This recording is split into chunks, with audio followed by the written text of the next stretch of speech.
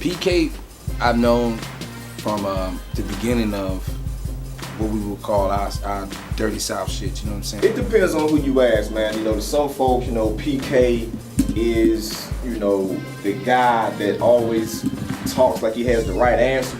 You know what I'm saying? Like, you don't quite know what he does, but you're like, damn, he does sound like he knows what he's talking about. I met PK in school. We weren't in the same kind of classes because I was in smart people classes and he was in kind of regular kid classes. I went into super smart classes that like my cousin who he hung with, but you know, we met in school, man. We met at high school.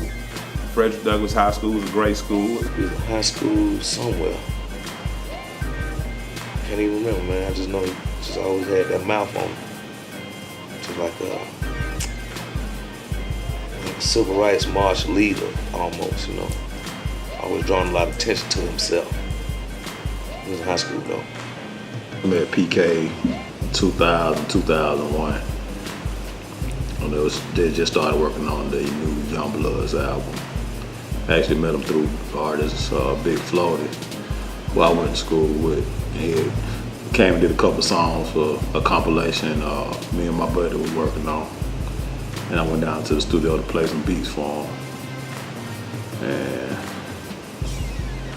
that pretty much started everything. Oh man, I met Pretty Ken. Studio session I had with Mark Twain. Mark Twain really was just about everybody in the Attic. Mark Twain, like I said, he was a member of the Attic, Motown, Pretty Ken, Black Mike, Freaky T, Cuddy Cartel, Sean Paul, J-Bo, Stepdaddy, everybody with the studio one day. I had heard about Pretty though. I had heard about him through Twain and through everybody in the Attic because I met him first.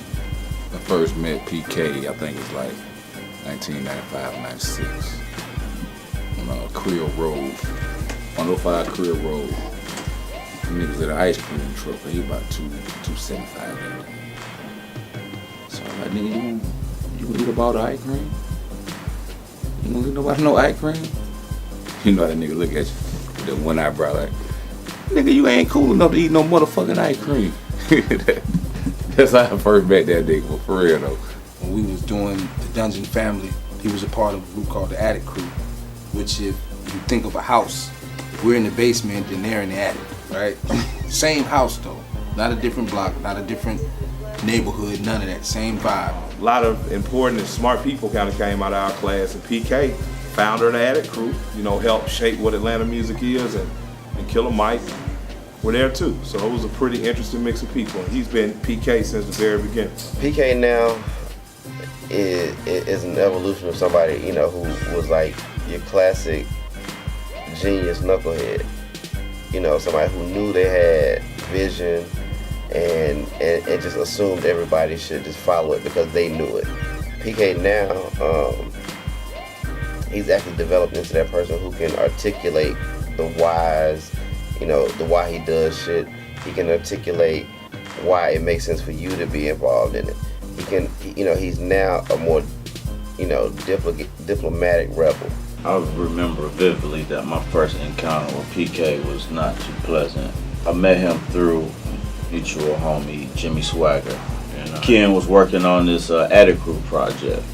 And so Jimmy gave me a call, I'll come over to the studio to meet with Ken about doing some artwork. So I get over there, I had my portfolio, and I had this big ass poster, CD insert, this whole little presentation as to, you know, what I could do for the packaging and the promo. So I put the shit on the table, and Kid this record just went skrrr. And I remember him saying, what's this old hip hop shit?